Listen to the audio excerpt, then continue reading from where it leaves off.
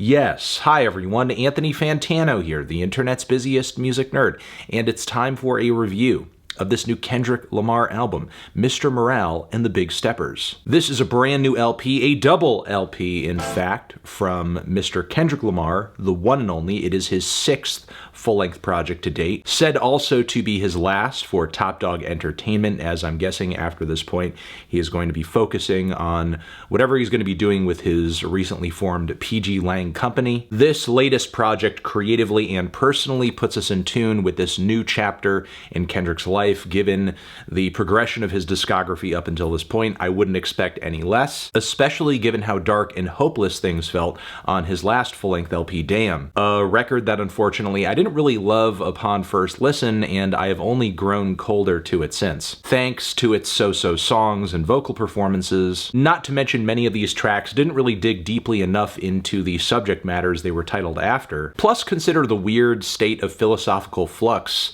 this album saw Kendrick in, harboring all this guilt and shame, as well as this toxic weight on his shoulders due to his growing savior complex. But yeah, I get it, 2017 wasn't exactly a great time. Not that 2022 is much better, however, this record does seemingly show Kendrick in a better place, having worked through a lot of personal trauma while also putting his own position in the world in a more functional and, I guess, level-headed perspective. I've been catching a lot of the online discussion about the various intricacies to this record thus far, especially in regards to the mirroring going on between the two discs of this record, the way that certain interludes or tracks, features, and themes across the record line up in reverse between, again, the two discs, which I think shows a lot of intention on Kendrick's part creatively, even more so than he showed on Damn, which is kind of interesting. I feel like with this LP, he's almost trying to consciously create the experience that so many fans were like reading into with that record out of thin air, but providing a better version of that concocted experience. And genuinely, there are moments of this record that remind me of Damn and past works in Kendrick's discography too. I think this record brings the theatrics as well as the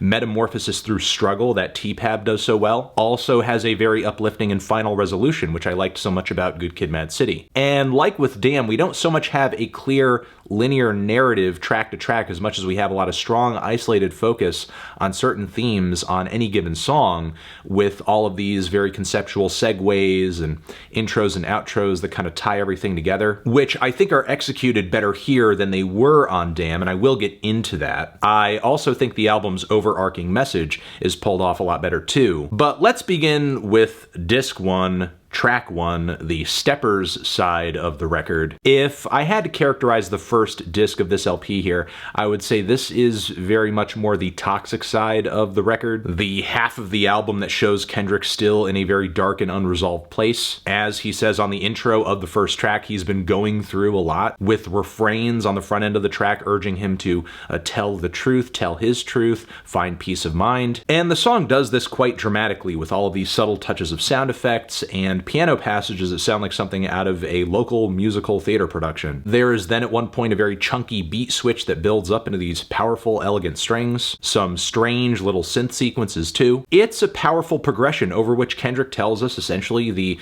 attention and success and material things that his fame allotted him didn't fix his pain, didn't really ease his thoughts about his past, didn't quiet his demons. In fact, many of these things he was able to acquire just kind of went unused or unseen. And he tells us this story of his with relentless flows, boundless passion, as at this point in his career, Kendrick has grown so talented in terms of just being able to translate his experience into song to the point where he's taking this totally unrelatable shit to his very unique experience of being one of the most successful rappers on the planet and making it easy to understand for me, and I imagine just about anybody else who is never going to live that lifestyle. Now, he continues through the rest of this disc with more things weighing on his mental. N95 thematically is a more general cut that features some very amped inclusions from Kendrick's cousin, Baby Keem. So of course the eccentric energies they bring out of each other that we've heard on key tracks from like Keem's recent record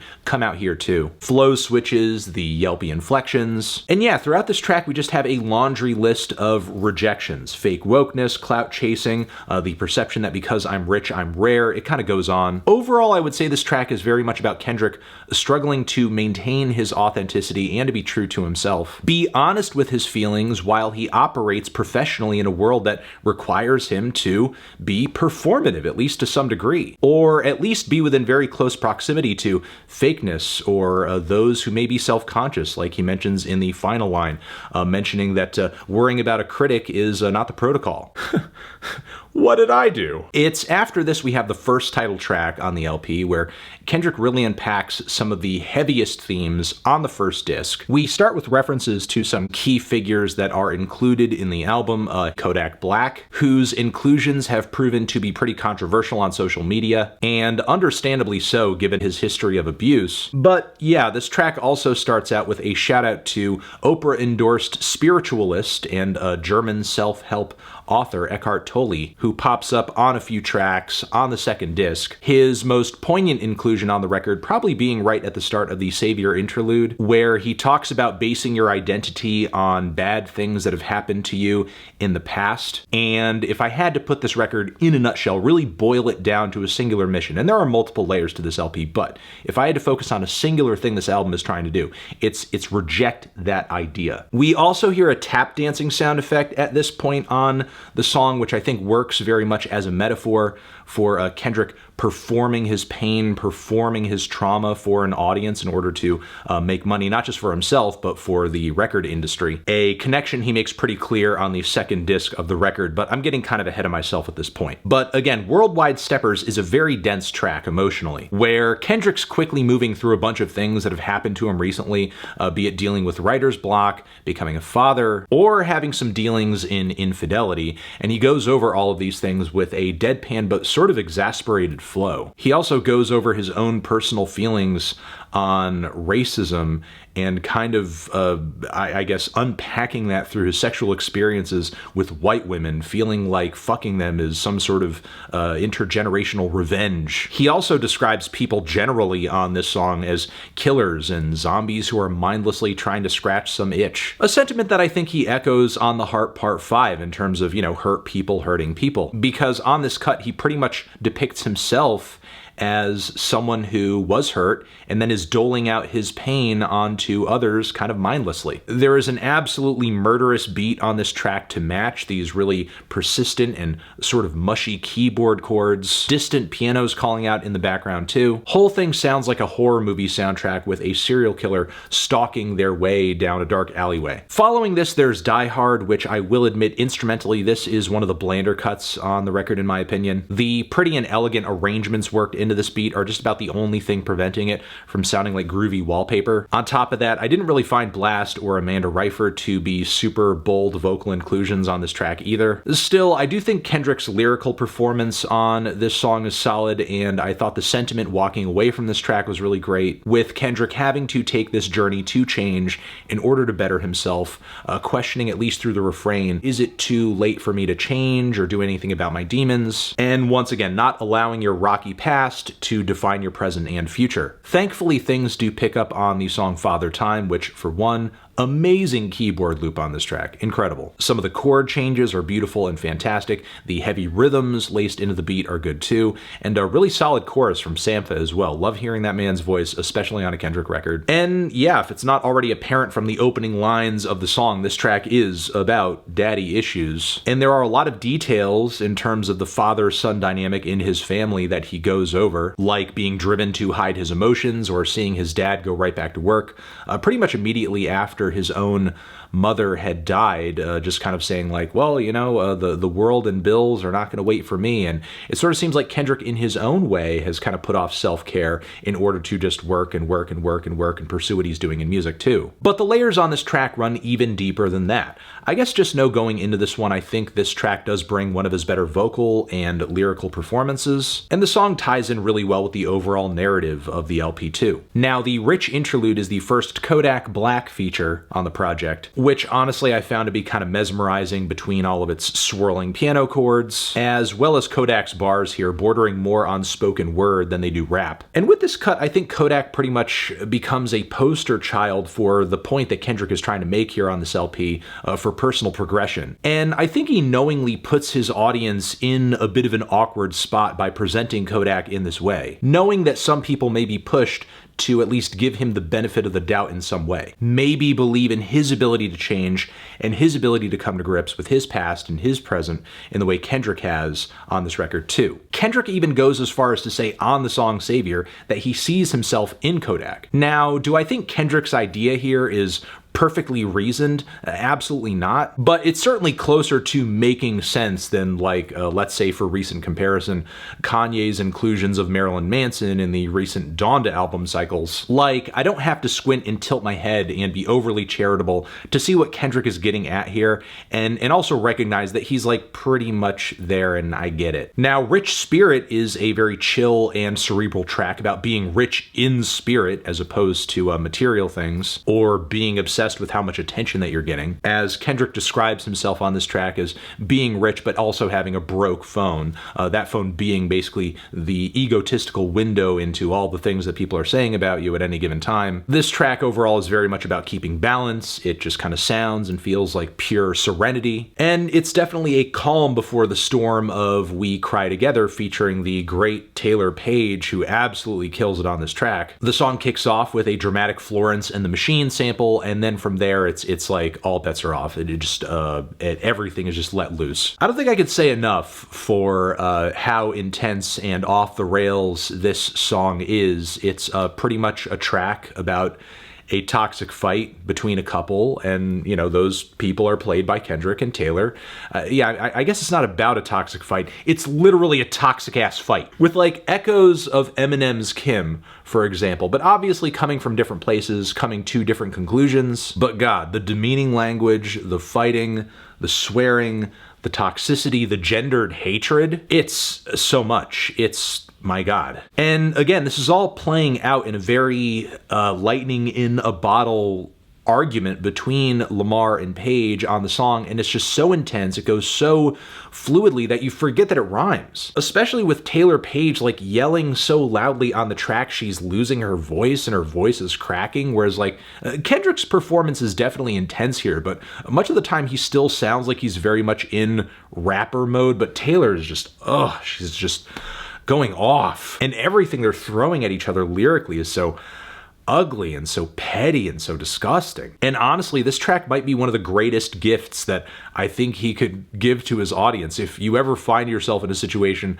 even a little like this, you should probably run. I will say one thing about this track though. Even though the performance is fantastic and the sentiment of it is pretty clear, it is tough to tell where exactly the lines blur with certain things. And I think that's intentional to a degree, but still. Like, what parts about men and women that are said on this track are genuine or are merely being set up as straw men to be taken down. Like, there is a part where Kendrick is making a point about fake feminists, and I am kind of led to believe that he does kind of have a little bit of that in his heart, especially with his commentary on, you know, fake awareness and fake wokeness and cancel culture and so on and so forth. But then simultaneously, as he goes further into that point, he's talking about how women can't get along, and in that moment he sounds like, in his character anyway, like a total idiot. There is also the very salient point made by Taylor Page's character about R. Kelly and Harvey Weinstein that does ring a little hollow, especially given that Kendrick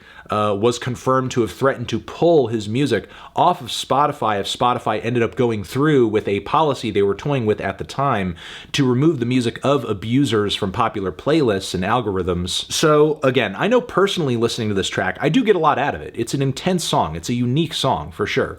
But it does make me wonder, like, where do personally the artist's intentions 100% lie here, especially given the walk that he's walked and the talk that he's talked. Now, even though I do love this cut, I do think that Disc 1 ends in a somewhat underwhelming place. Like Die Hard, I think the song Purple Hearts smacks of blandness a bit. Vocally, Kendrick does sound kind of out of it, and unfortunately, I don't think he musters up all that much vocal chemistry with Summer Walker. The biggest selling points of this track for me were the very luxurious beat and the kind of stunning feature from Ghostface Killah on the back end. And once again, I do like the sentiment here, kind of transitioning from this toxic fight to a love song and kind of displaying Purple Hearts as like injuries that you kind of sustain in the war of love, and hopefully love can make its way through these really toxic moments. Also, I gotta say, most romantic bar on this entire record does come by way of "It ain't love if you judge me for my past, it ain't love if you never eat my ass." So yeah, I'm not super crazy about the ending of the first disc, nor am I crazy about the start of the second. As the song Count Me Out, I feel like I enjoy more in concept than I do in practice, because the track does represent a tonal shift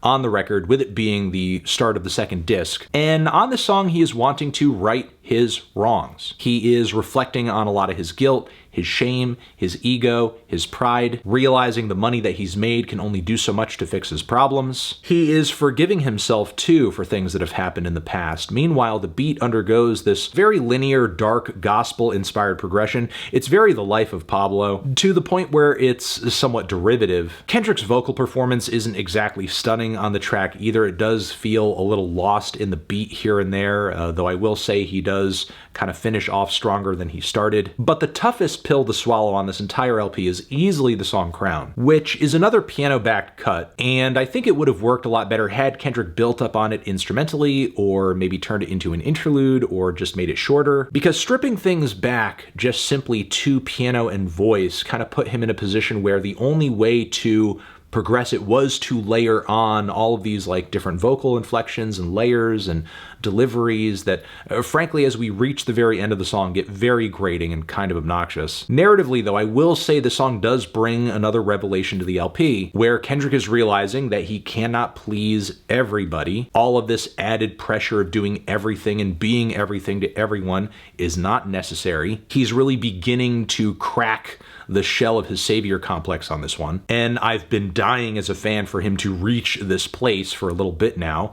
He just happens to start stepping into this threshold with one of the most annoying songs he's ever done. One of his weaker tunes, too. But moving on from here, Silent Hill is a very dejected and hypnotic trap cut, which brings an almost quieter version of the energy from the song N95, like N95 but night mode. We have all of these things compiling on Kendrick lyrically. He's pushing them off. Kodak's inclusion lyrically on the track is fine. I wouldn't say it's my favorite feature on the entire LP, but it does fit the vibe of the track overall, and lyrically he doesn't say anything too out of line with the overall theme of the cut. Like with the Rich interlude, the Savior interlude is passed off to a guest as well, this time Baby Keem, who does an incredible job of lyrically delivering on these traumatic experiences from his past over these really powerful and elegant string sections. Then Savior is a pivotal moment for Kendrick, not just on this record, but his entire catalog, where, yeah, he pretty much just rejects the obligations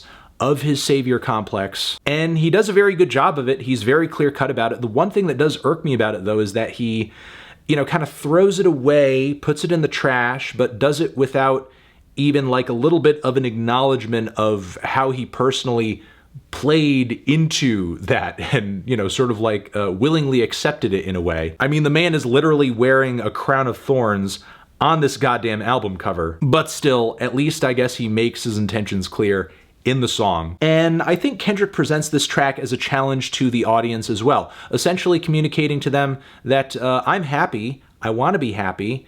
Will you be happy for me? Will you be happy if I'm happy too? Or will you be mad, or will you reject me if I don't continue to become this very depressed and angry outlet for you to essentially kind of have validated your negative experiences with the world through? But I will give this to the track, though. He doesn't seem bitter about this change, and on top of it, he exposes that he's not a savior by, in a very honest way, telling the audience his flaws. Like in a handful of lines explaining his own personal struggle coming to terms with COVID until he caught it himself, or just talking about his own difficulties being kind to thy neighbors, having an aggressive attitude attitude sometimes as well. And the chemistry he has with his cousin on this track too is great. The track also features a totally insane fucking beat, one of the best beats on any Kendrick record, where the rhythms and the vocal work and the sound effects all kind of have this sensation that they're spinning and swirling in a circle. It's legitimately dizzying. We also have the song Auntie Diaries, which is in tribute to a trans uncle. The track is very much about a lot of things, but at least at first having to overcome the ignorance as a young child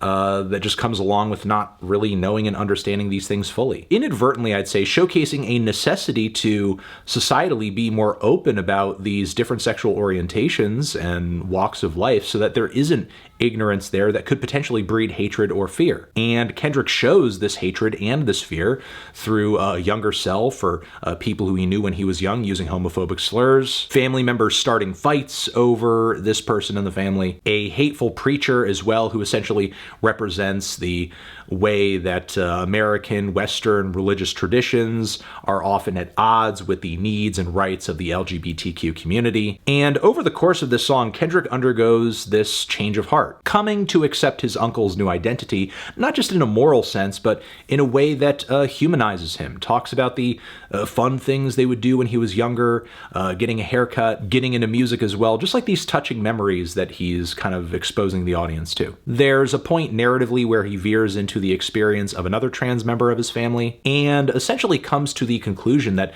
these orientations and walks of life and identities are valid and that hateful words and slurs directed at people in these communities are wrong. Coming to this decision by way of the comparison of that viral video of that white girl who was performing with him on stage and using the N-word and sort of saying, well, you know, saying that was hurtful, saying that isn't okay, so why is saying this okay? I would also like to point out that obviously this track is very much not framed for people who are in the LGBTQ community. It's more for people who are kind of ignorant or out of the know or still coming to terms with different sexual orientations who may not be as sensitive with like a narrative use of the F slur or dead naming or saying things like my auntie is a man now. Obviously the intent of this track is to grow and understand and humanize, but Kendrick's approach in portraying his once more ignorant self on the track may not go over well with everyone, understandably. Now, the second title track on this LP features some Pharrell production.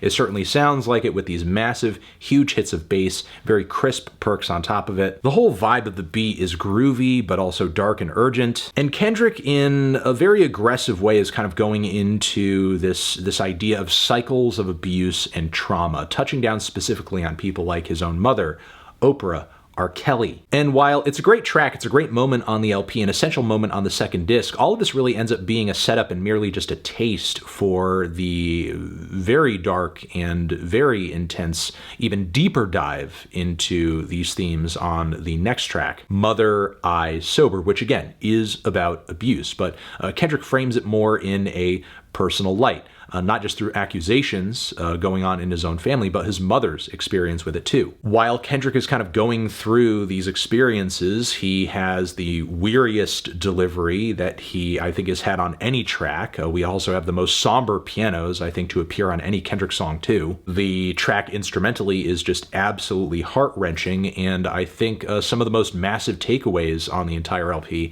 happen on this track with, again, generational trauma, cycles of abuse, Kendrick framing this specifically in regards to the Black experience, essentially talking about how that goes back hundreds of years, and having to essentially be the person to break that cycle in your own family, saving your own kids from that experience. Kendrick goes into his own vices on this track as well, talking about how you haven't really felt grief until you felt it sober. And while his addictions may not be super drug-oriented, they were sex-oriented and were leading him to, again, all of this infidelity, hurting his partner. It's a touching and very emotionally intense moment, and in terms of like the source of it, where it comes from, Kendrick is absolutely on the money, and Beth Gibbons of Portishead fame, her inclusion on this track is quite necessary too, as her voice provides these very short, somber, and beautiful little segues as we move from section to section in the track. Now, the closing track, unfortunately, is a song that I am a little on the fence with. Instrumentally, it is another cut that I don't really get that much out of. The string sections in the second half are really all that I like about it instrumentally. The rest of it kind of sounds like a beach level in a racing game and does not really carry the emotional gravity and urgency of the proclamations that Kendrick is making on this song. Because narratively, this track ends up being another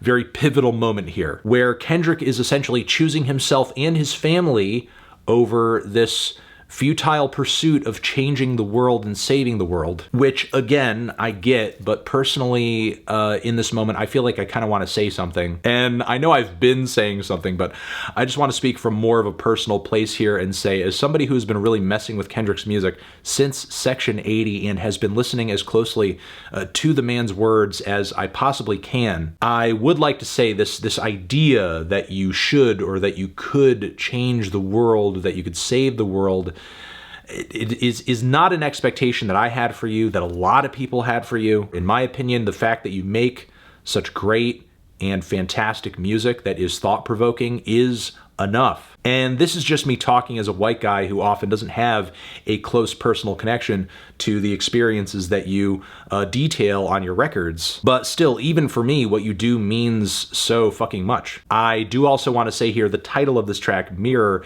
does very much like, highlight and point out the mirror effect going on between these two track lists. But also, I think the point of this mirroring goes deeper than just some kind of like funny little, track list trick between the two discs, because, understand that Kendrick undergoes a metamorphosis across this project, and in a way, in terms of insight and perspective and attitude, you're getting two different people or two different versions of him on this project a little bit. But keep in mind, like, these two different versions are the same person. It's one version staring into a mirror and seeing the other one back in a way. And what you're seeing in the mirror, some things have changed, some things are different, some things are kind of the same. But regardless, even though you have made changes in your life, especially for the positive, that doesn't mean that you're a different person. You're still that same person. That reflection, that image is still you. And I would like to think that's at least one of the possibly many takeaways from doing, the trackless mirror style in the way that Kendrick does. And I would like to say overall, I loved this project and I thought it was a great experience, and I really enjoyed it. I'm feeling a light 8 on this one. Transition. Have you given this record a listen? Did you love it? Did you hate it? What would you rate it? You're the best, you're the best. What should I review next? Hit the like if you like. Please subscribe and please don't cry. Hit the bell as well. Over here next to my head is another video that you can check out. Hit that up or the link to subscribe to the channel. And yeah, that's it.